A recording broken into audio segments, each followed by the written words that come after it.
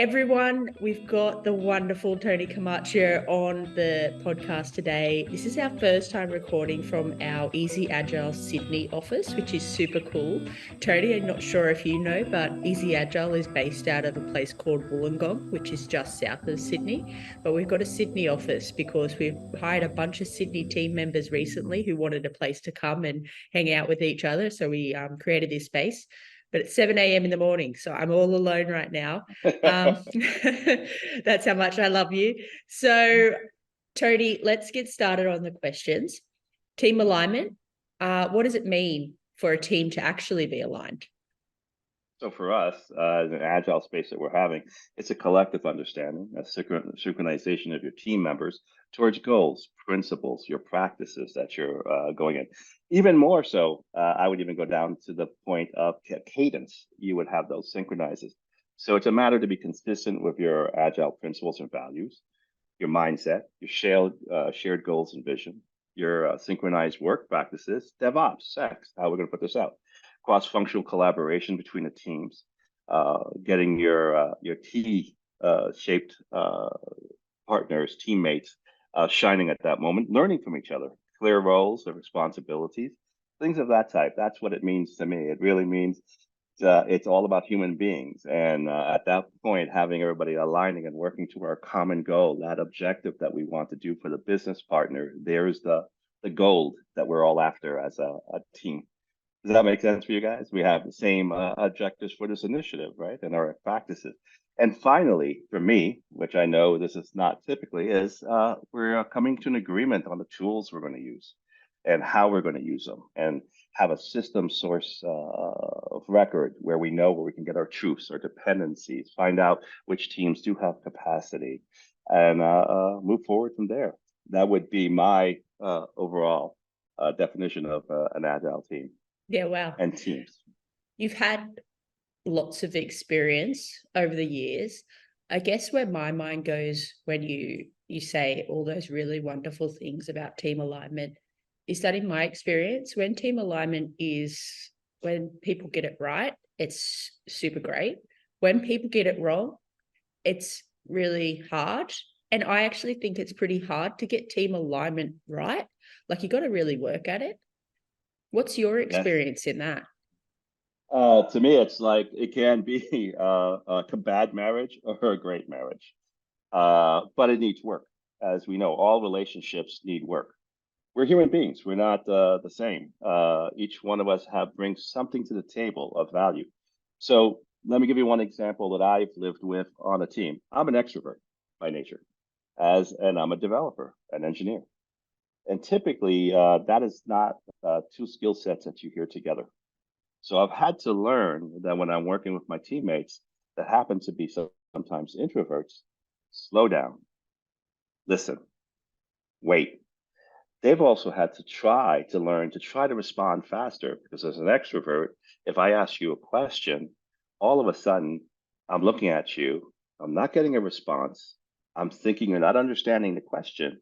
I rephrased the question, and now you're in a deficit to two questions. And I'm even worse because now I'm like, Hayley isn't understanding me. What's happening here? Let me rephrase it again.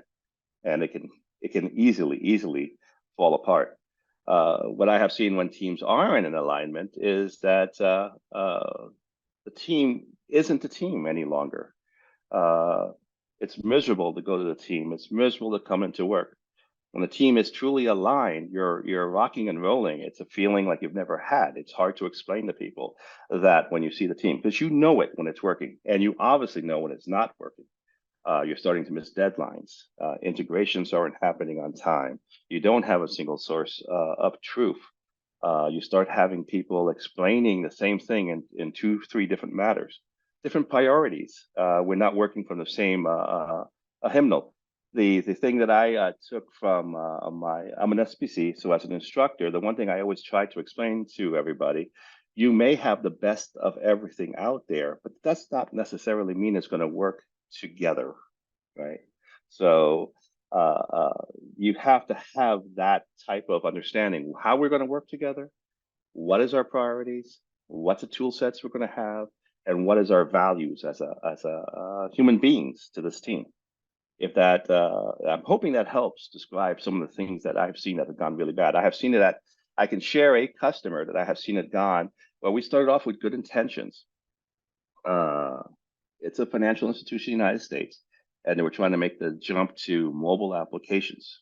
And at first, we were on the same page as a team, but they decided that they didn't believe that cadence was required to be the same across the board. They didn't believe that we could use the same one tool set. We could use multiple different tool sets. They had spreadsheets flowing all over the place. And what was happening was we lost trust. We were redoing work. There was ambiguity everywhere. We were misaligned. And we started paying for it because our customers started complaining. They could see it in the quality of the work. One team had one schema, one background, one type of, you could see the difference when they integrated. It seemed like it was two applications being put out there, mashed together. And when you're misaligned, that comes through very, very quickly in your work. There's a saying that we have here. There's a Scrum Master I know. Her name was Sophia Shally, one of the best I ever met. And what she will always tell people is what a team delivers is what the team is doing is learning. It's building knowledge. It's expressed as code. When we're misaligned, we're learning different things and we're expressing it differently in the code, if that makes sense. Like thinking about the fundamental building blocks of team alignment, is there something that a team really needs to get right to be successful at alignment? And what is that in your mind? Oh, that is for sure. They had to get that right. First of all, the size of the team.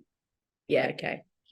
Human beings cannot, and I'm not going back to say for our Scrum practices. I am a CSM.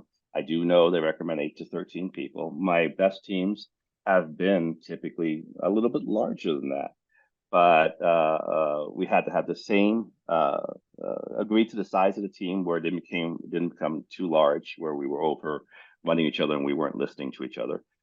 We had to understand our goals. We all had the same goal. We used to practice this by when I worked at Microsoft, we used to have what we used to call our elevator speech. And we would stop somebody and I would go, Hayley, we're working on this. What's your elevator speech for this? And if your elevator speech wasn't meant that it had to be in sync with mine, but if I didn't understand it, we had a problem. Or if it was a different goal where I'm looking at you going, but we're building a Volkswagen, but you're describing to me a Lamborghini, we have a problem. And those were the type of things that we also had to make sure that we had the right same practices and the tools. That's where I find Easy Agile exceeds. I mean, it just exceeds. It meets above the market. It's transparent and it shows everything in front of you right there for me. So when we had the same tool and we were having the same cadence and we could see our dependencies and we could see what I had to deliver for somebody else or somebody had to deliver for me, that was the types of things we had. We had to have respect. Somebody seems to always forget that. We always had to have respect for each other. We had to embrace the same values of collaboration, adaptability, transparency. The practices that we all know, but somehow we seem to forget when we get into a place where we are not aligned, right? And if you respect my ideas and I respect yours and we're working together, we do not have to agree.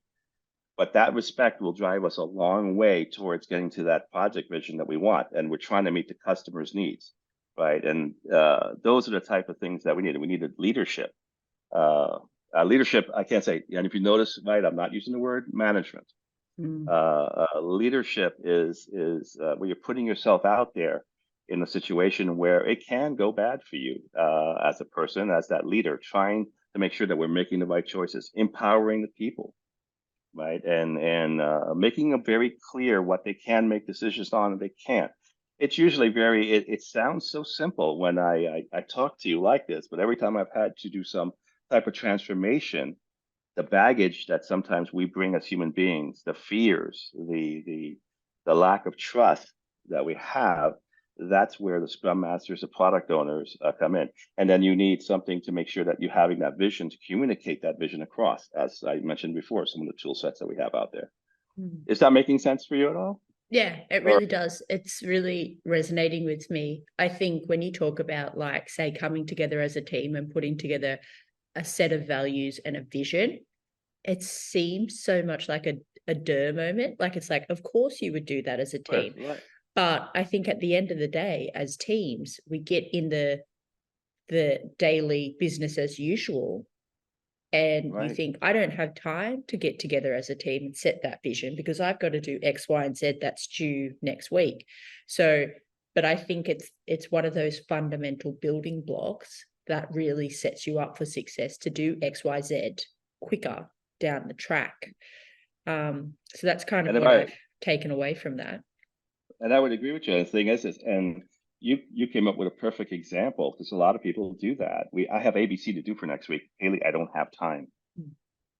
And the problem is that if they would suddenly realize, and it does become apparent to your practices, right? So once you agree on your practices, your daily stand-ups, if you're doing that, your retros at the end, your sprints, and moving forward, once the person feels that they have that respect for you and they're not fearful, they can share that with you. Hayley, I'm having a problem. I'm having way too much work. I don't know if I am going to be of value here. Do you really need me? Yes, Tony, I do need you because we're going to discuss this. And let's discuss your ABC and see how I can help you. And they suddenly realize they're not on an island alone. Developers by nature, being introverted, we have to break that habit. We have to be able to share.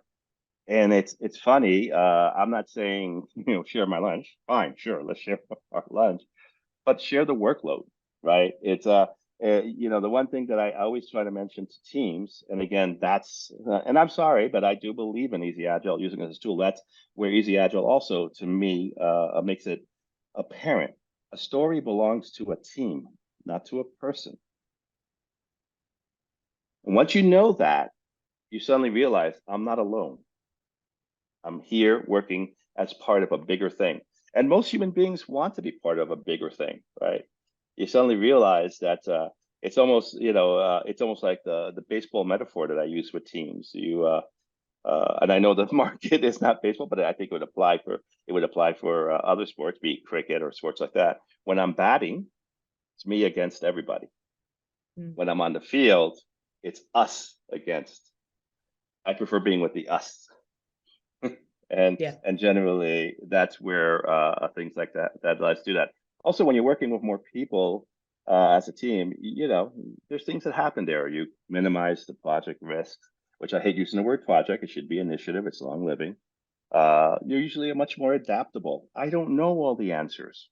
So when I worked with you, Hayley, and you showed me some things there, you're one of the most humble people I've met, and I loved it. But when you walked me through the tool, it became very apparent. You know it, you feel it, you love it. It's part of you, and that to me is invigorating. It's energy, right? Who wouldn't want to work with somebody like you? Why not? Let's do this, right? Oh, thank you, Tony. I guess one of the things that I wanted to touch on is when you're in a team, you've got you're coming together as a team, you're working on something.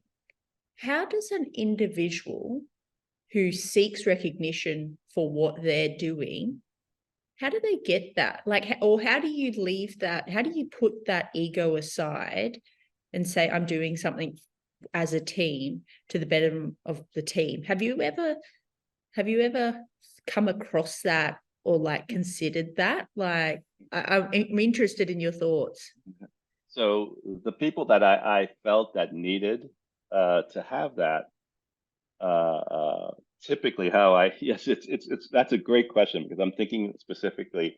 There was one a scrum master that I thought that did it the most amazing way ever. Uh, Basically, she would call out the ideas, even if it wasn't that person's. Yeah, I feel that Hayley is you're not having a good day, Hayley. Right? You're not having a good day, and I know you're not getting used to working in a scrum team. It's new to you and everything else.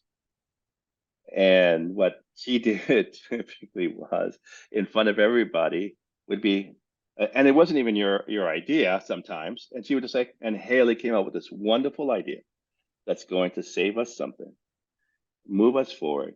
Haley said this to me. It made us think as a team, and we went around it. We talked, and we did it. And that person always usually would be like, wow, I got credit for something. And good scrum masters will see that, or good product owners will point that out. The other way that I've done it was using something like Easy Agile. It's a great tool to use, believe it or not. I would back off. I'm a developer, but I also played the role of scrum masters for years. I would step back and I would let one of my teammates run it. Hear their voice, feel empowered. It's amazing when you can have people feel empowered, because what you're all talking about there really is about a lack of trust, a lack of psychological safety, right? And it's for us to be an aligned team, you have to have trust there, and you have to break down the fear of judgment. So the other thing that one time happened with a scrum master that I thought was wonderful is that again Sophia Shalley, she stood in front of her room when there was a bad sprint, a sprint that didn't end well. And she stood up in front of everybody and she basically went, sometimes you win, sometimes you learn. This was a learning sprint. She pulled up Easy Agile she was using at the time, pulled it up, showed the things that didn't work out the way they thought they were going to work out. And she said, these are the actions we're going to take to improve this. And then when somebody who was in management, again, not using the term leadership, now I'm using the term management on purpose, was looking to assign blame, her response was, not screaming, not raising her voice. Her response was, if we need to get rid of somebody or blame somebody, blame me. But I'm here to solve the problem. Let's move forward. Wow. She wouldn't tell. And that was, to me, was one of the most outstanding moments I've ever seen. And she was at that point actually using Easy Agile. That was at a financial institution in the United States. I will let you know that teachers use it. Figure it Wow. out. And she basically showed the board and just went through everything. And that was leadership. That was leadership. And generally, your teams will follow leadership and they will suddenly step up. And you'll see the natural people who want to stand up. Now, not everybody wants to do that. Some people want to just be team members, and that's okay. That is perfectly okay. But the thing is, that's not okay is that if they don't have trust, right? Yep. And that's where, to me, that's the biggest thing, because when you have people who are resisting change or siloed in their world, they suddenly realize if you can get them to open up, it's really, they're just telling you, I don't feel safe. I've been doing this all my life. I'm great at it. And now you're asking me to do this, right? And you need to somehow get them to feel that they are bringing something of value. They are helping you move forward, and you're meeting them halfway if you have to, right? But yeah, it's that's the biggest problem I've ever seen that we've always had. It always comes down to the human being and that. The rest of it, you can always change that. But there's some of the things that you also have to do. I think that some people run into, Hayley, that I think me and you live in our world as we're moving up, is sometimes we are there's an ambiguity of the things that we have to do. And people and I've seen you do that. People will in our roles will suddenly, even if it isn't part of our role, will take it on. Yep. And we have to learn. That's it. Yep. But yes. Yeah, I think that yeah, it's so true that around the trust, the psychological safety needs to be there. And I think back to so many teams that I've been a part of that it isn't there. So you kind of have to feel like you got to lay your mark or put your mark on something and show your value, because if you're not showing your value, then you get questioned. And so I think that that's such a common thing that I see in teams, and it kind of actually creates not a camaraderie, but a competition between teammates, and it breeds the wrong environment. So it's just really interesting. One thing that I did want to touch on that you spoke a lot about a couple of questions ago was respect, and making sure that teams have respect for each other. How does a team member show respect for their teammates? What are some really good examples of respect, and how can we display it or embody it or enact on it as team members? So let me show you a lack of respect right now. Yeah, Hayley, we're talking about this. Yeah. looking off What, Hayley? camera, avoiding me. Yeah. One of the main things was to learn to listen. Sit down. Uh, Believe it or not, I found the best thing is sometimes taking a deep breath, listening, not responding, recognizing what that person may be feeling and going through at that moment, because it's hard what we do. It's half art and it's half science. So it's let them learn that making a mistake is not a failure. It's a learning moment, right? Have that discussion there. Take their concerns for real. So it's funny because you just made me think of something. That's one thing where I could show respect to my teammates would be as a scrum master. If I was a scrum master, hold effective retros. Really listen to what they're saying in the retros. Report back on the things that you said you're going to improve on the retro. So we said these are the 3 things we're going to improve on, or these are things that are assigned to me. Make it real. Make it a story. Show it on the board, and say, this is where we're going. This is what's happening. This is what I'm blocked by. Can somebody help me? But I am working this for you. Get them, really be sincere. I don't mean buying pizza or bring, because a lot of Scrum Masters will bring pizza and donuts to the office. No, it's make their lives really better. Be that advocate up for them. Be that advocate, and if you're a teammate, be an advocate for each other and be sincere. Have the bravery to stand up and saying that's not a fair assessment. But the biggest thing is to really listen. Because a lot of times when somebody's saying something to me, I'll make it personal. Me, I know I'm feeling uncomfortable, but I cannot explain why. And just having you there looking at me and talking and going through it, I suddenly realized it may have been something different. And I want to hear your ideas. But I would have to, if I want to show myself to help that teammate, I also got to make myself vulnerable. If you're coming to me, I should share, but I should listen, active listen, right? And really, respect your different perspective. It's okay. We all have different perspectives. The problem I find is that in our world that we're moving so fast, sometimes we don't stop to listen. We lack patience. We're moving too fast. So I'll share one for you that I will be sincere. As you know, I had something medical that came up, and I was being a little abrasive with the team.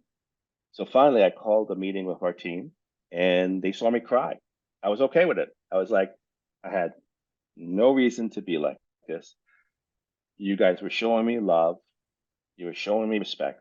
You were backing me up, helping me with my work, and I was still being utterly terrible, right? And it hurt me. It hurt me that I was doing that. But I needed them to see me, and I needed them to listen to me. Give me that second to get it off my chest. And in the end, I started crying, a 60-year-old man crying in a meeting, going, "I shouldn't have done that to you. That was wrong, right?" And that was a way. It wasn't contrived. Some of the people there were 20-year-old people on my team, and they were in tears, and it was because they told me after this, they felt my pain that I was, because I wanted to help. And it's the most frustrating thing, to your point before. How do I feel? I wanted to help. I wanted to be there, and I couldn't. Physically, I wasn't there, right? My mind was all over the place, and I was being rude. People out, and I could use some other terms. Please don't. But that's really the main thing for me. Was it's really simple what we do, right? It's listen, right? And just show respect for other people. And sometimes we forget. I think that so many of the messages that you're talking about are not just for developer teams, they're for every team in every walk of life. I think that they're just so fundamental to successful human relationships, whether it be personal or professional, I think. So I think there's just so many good messages.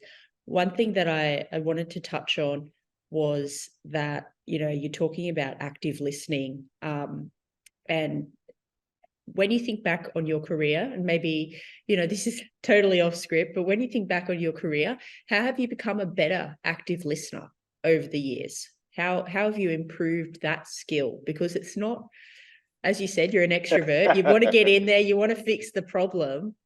How do you get better at that? I had some very, very smart people that put up with me, listened to me, and then had the courage to approach me after and teach me, and didn't embarrass me in front of anybody. Did it in a manner that they said, do you think maybe this could have been better, Tony? Do you think? As I said, I'm 61, and still I'm an extrovert, and I still have high energy, and I still make mistakes. As I tell everybody, every day I wake up, I make a mistake. I just got up, but I could have stayed in bed longer. But the thing that I've learned, and it's just by the nature of getting older. It wasn't, but it's not the age part of it. It was watching people come up, trying to do the same thing I did that I failed at, and I was an instructor for Microsoft for a long time at .NET, and seeing how, because to me, seeing how a person minds works is amazing. So what happens is I was just, you know what, I tried that, it didn't work for me, but I will stay after class with you to show it to me again, because maybe you solved it. I'm not that arrogant. And the nature of our business is that I find is that the more you learn, the more you realize how little you know. That was the biggest thing that opened my eyes. And I was like, oh my Lord. You meet somebody like John Kern, you meet somebody like Sophia Shalley, who come from different perspectives, brilliant people, and you suddenly see that they happen to do things slightly different, and you just watch them, and you're like, wow. And the thing that I love about our job, which I guess you must love to, everywhere we go, every team we work with, it's different. It's different. Everybody always asks me, how'd you do that? And I'll tell them, look, I will share with you the ways I did it. I have a varied background. I've always been consulting. So I've done the ATM space. I did for space-enabled warfare. I've done, for health industry. Everyone's been different. Some are from government regulation, but most of the time, different human beings. So I have a saying, I've earned every scar on my back. Their minds, I've learned. People, you have to give people the chance to have their scars. Yes, it may be pain. I'm not saying fail. I won't let them fail. But sometimes people want to do something. So that's the way I would do it. Let them do it. And I just watched and learned that. So what happened was, as I went in and the more I learned and I suddenly realized how little I know, I was like, I started with Fortran. I used to work on the Z28. And then you start working your way up and you start realizing, wow, I don't know as much as I thought I know. And I had the luck of running into working with at Microsoft and having the pleasure of meeting Bill Gates. Now, no matter what you say about Bill Gates, because a lot of people do say some crazy things, and some of them may be true or may not, but the one thing you can't take away from him is you go into a room with him and you suddenly see how he puts all these ideas together and comes up with a bigger picture. You suddenly realize, wow, people tell me I'm really smart. Not that smart. And then you learn, it's funny. Humility is a good thing. Yeah. I think humility is just such an important asset to have and to try and grow on, because leaving your ego at the door and being open to learn from other people and not think that you know everything is definitely a life lesson that sometimes you need to go through, and some people go through it and still don't take away the life lessons. So yeah, I think it's so interesting. I guess we don't have too much longer left, but I wanted to touch on thinking about it from an ROI perspective. How important is team alignment from a return on investment, and what do you gain from a business perspective when you have an aligned team? So I'm going to use a term that I dislike, and Hayley, you can smack me the next time we meet. but I'm trying to use it as I don't, because it's effective resource utilization, right? That's typically, but I'm not referring to human beings to that point because it may be human beings. The problem is that's a large bucket. But as agile people, I won't refer to you as a resource, right? I refer to you as a fellow human being. You're a partner on my team. You're my teammate. You're not a piece of wood, right? So, but that is unfortunately the term that is used, and it's we will have effective utilization. We will have common goals across our organization. If you're using any of the methods, less, bad, safe, pick it. You start focusing on your value streams. You should have improved product quality because we have the same cadence. We're putting things out there and we're having the same views there. You will have, I think, better customer satisfaction and loyalty. They start seeing your product quality going up, being consistent look and feel, and hopefully you are delivering what they want. When you have your teams aligned, you are much more adaptable. Hayley, your team's got capacity. I don't. We don't have capacity to do this. Do you have capacity? Yes, I do. Or we find someone, or we break it down together and we present an idea. It's to our partners. That's the things like I like, and I think in the end you have reduced risks at that point. Also, I think that the thing that they have in is it's indirect, but nobody knows about. Nobody really talks about it. Is that if I was upper management, C-suite, when we start doing this and we having the teams aligned, first of all, your teams become safer, your teams feel more comfortable, they're working with the same people, they start becoming very effective, and they start producing ideas. They're the knowledge workers. They know this better than anybody else. And then they feel empowered to share ideas. The places that I thought that I had the best teams was once they asked, well, I got it, I don't know how. I was running a train and they asked to talk to the CTO. And all they wanted to do was to talk to the CTO and make that person human. They asked her what she did in a previous job. Amazing. She worked as a factory worker and she also worked in construction. She used to drive one of the things. Nobody would have believed this. And what happened was they started sharing ideas with her and she embraced them. You know what that did to the team? The teams all there were like, now that's out there. That's ours. Look at that. Yeah. That was ours. I mean, Ownership. ownership. It's just unbelievable. So for them, I mean, it's just and unfortunately, we are working in a capitalist market, which is fine. That's what we are. I mean, we're in IT. It's the return on investment, right? Return on investment in the end. You start seeing much more efficient use of your money, much more efficient use of your dollars. Also, I would also imagine for the people above who are in the C-suite, they suddenly realize that the organization is going in the same direction. I think psychologically, they feel that I have this team behind me, pushing towards the same goal. Where a lot of times, every time I do an agile transformation, the first thing we always hear is, we know they're working, we don't know what they're working on. Right. And that's where, something like Easy Agile bridges that, and then you can use that information to go further. And and that's wonderful because then at that point, everybody's on the same page. So you're a team now, all the way from top to bottom, as opposed to I'm going to my team at work and that's it. So it's just really about return on investment, making sure that we are hitting our customers with everything we got. And I don't mean in a bad way, but we're delivering for our customers with everything we got. It's now, efficiency, right? Yeah. And that's it. That's about it. Yeah, that's so powerful. I think it sort of nicely ties everything together because we've talked about a lot of things in the last, half hour or so. And I think that at the end of the day, if you can get team alignment right, just as you said, there's this ROI that can really shine through, and it's a powerful thing for the whole organization to get right and to see the fruits of that work. So one last thing, can you share your perspective on PI planning? I know you just mentioned SAFE a little bit, for being the initial launchpad for team alignment. I love it. You have everybody in the room. You get to meet the people. You start making those connections to people. You start seeing them as human beings, not as this email or this text that you're sending across that you're going through there.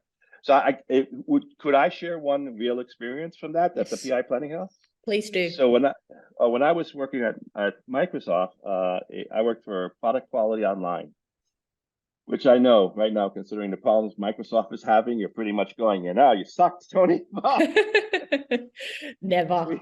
No, we had our people distributed all over the world. And what was happening was that when I would talk to my offshore teams, I would ask them, and I was being facetious at a point because I just couldn't get the true answer. I would ask them, can you build the Twin Towers by tomorrow? And the answer would inadvertently be yes. Next day would come. Obviously, you can't do the Twin Towers overnight. Ask them again, will you get it by next week? The answer would be yes. Yes. And they were fearful of that. So when we had the PI planning, Microsoft went, got a hotel room in Seattle, a hotel in Seattle, rang our offshore teams. And then when they got to see me in person, they suddenly realized that I wasn't telling them, I need the Twin Towers by tomorrow. I really wanted them to tell me when they could get me the Twin Towers, and I would defend it because they saw me right there in PI planning, defending, saying, no, this is not possible. Mm. And when they saw me doing that, suddenly it was like the skies open, suns came through, and now I was getting true answers.